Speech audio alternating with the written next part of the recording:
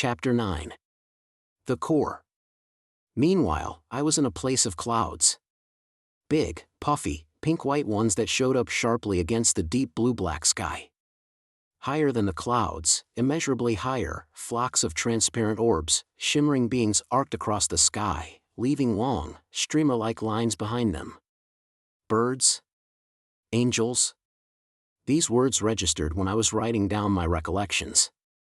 But neither of these words do justice to the beings themselves, which were quite simply different from anything I have known on this planet. They were more advanced. Higher. A sound, huge and booming like a glorious chant, came down from above, and I wondered if the winged beings were producing it. Again, thinking about it later, it occurred to me that the joy of these creatures, as they soared along, was such that they had to make this noise, that if the joy didn't come out of them this way, then they would simply not otherwise be able to contain it. The sound was palpable and almost material, like a rain that you can feel on your skin, but that doesn't get you wet. Seeing and hearing were not separate in this place where I now was. I could hear the visual beauty of the silvery bodies of those scintillating beings above, and I could see the surging, joyful perfection of what they sang. It seemed that you could not look at or listen to anything in this world without becoming a part of it, without joining with it in some mysterious way. Again, from my present perspective, I would suggest that you couldn't look at anything in that world at all, for the word at itself implies a separation that did not exist there. Everything was distinct, yet everything was also a part of everything else, like the rich and intermingled designs on a Persian carpet, or a butterfly's wing. A warm wind blew through, like the kind that spring up on the most perfect summer days, tossing the leaves of the trees and flowing past like heavenly water. A divine breeze. It changed everything, shifting the world around me into an even higher octave, a higher vibration. Although I still had little language function, at least as we think of it on Earth, I began wordlessly putting questions to this wind, and to the divine being that I sensed at work behind or within it. Where is this place? Who am I? Why am I here? Each time I silently posed one of these questions, the answer came instantly in an explosion of light, color, love, and beauty that blew through me like a crashing wave. What was important about these bursts was that they didn't simply silence my questions by overwhelming them. They answered them, but in a way that bypassed language. Thoughts entered me directly. But it wasn't thought like we experience on Earth. It wasn't vague, immaterial, or abstract. These thoughts were solid and immediate, hotter than fire and wetter than water, and as I received them I was able to instantly and effortlessly understand concepts that would have taken me years to fully grasp in my earthly life. I continued moving forward and found myself entering an immense void, completely dark, infinite in size, yet also infinitely comforting. Pitch black as it was also brimming over with light, a light that seemed to come from a brilliant orb that I now sensed near me. An orb that was living and almost solid, as the songs of the angel beings had been. My situation was, strangely enough, something akin to that of a fetus in a womb. The fetus floats in the womb with the silent partner of the placenta, which nourishes it and mediates its relationship to the everywhere present yet at the same time invisible mother. In this case, the mother was God, the Creator, the source who is responsible for making the universe and all in it. This being was so close that there seemed to be no distance at all between God and myself. Yet at the same time, I could sense the infinite vastness of the Creator, could see how completely minuscule I was by comparison. I will occasionally use OM as the pronoun for God because I originally used that name in my writings after my coma. OM was the sound I remembered hearing associated with that omniscient, omnipotent, and unconditionally loving God, but any descriptive word falls short.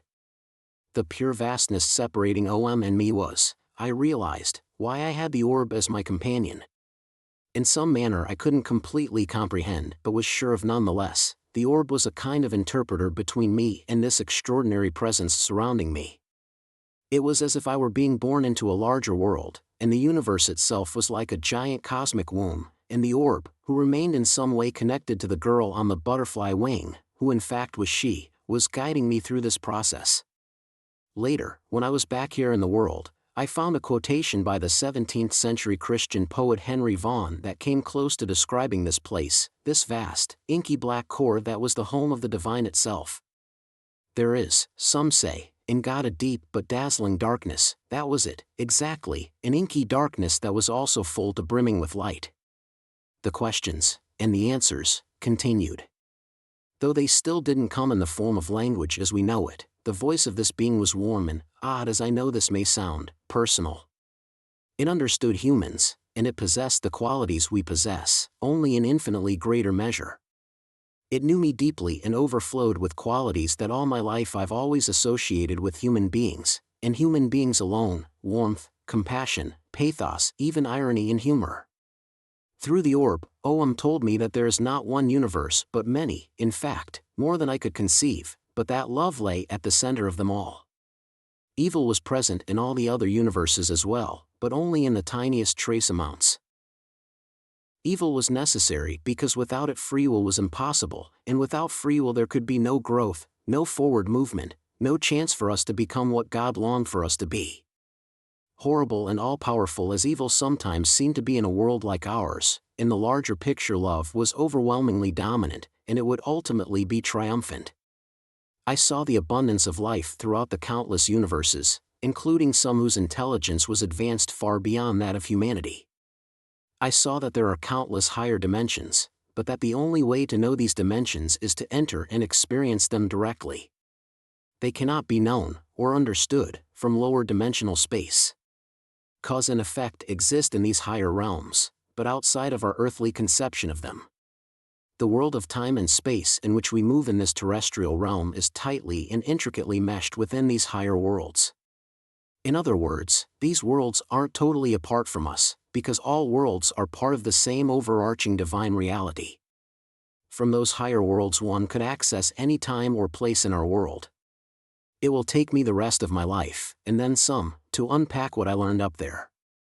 The knowledge given me was not taught in the way that a history lesson or math theorem would be. Insights happened directly, rather than needing to be coaxed and absorbed. Knowledge was stored without memorization, instantly and for good. It didn't fade, like ordinary information does, and to this day I still possess all of it, much more clearly than I possessed the information that I gained over all of my years in school. That's not to say that I can get to this knowledge just like that.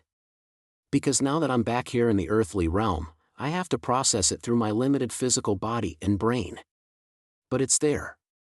I feel it, laid into my very being. For a person like me who had spent his whole life working hard to accumulate knowledge and understanding the old-fashioned way, the discovery of this more advanced level of learning was, alone, enough to give me food for thought for ages to come. Unfortunately, for my family and my doctors back on Earth, the situation was very different.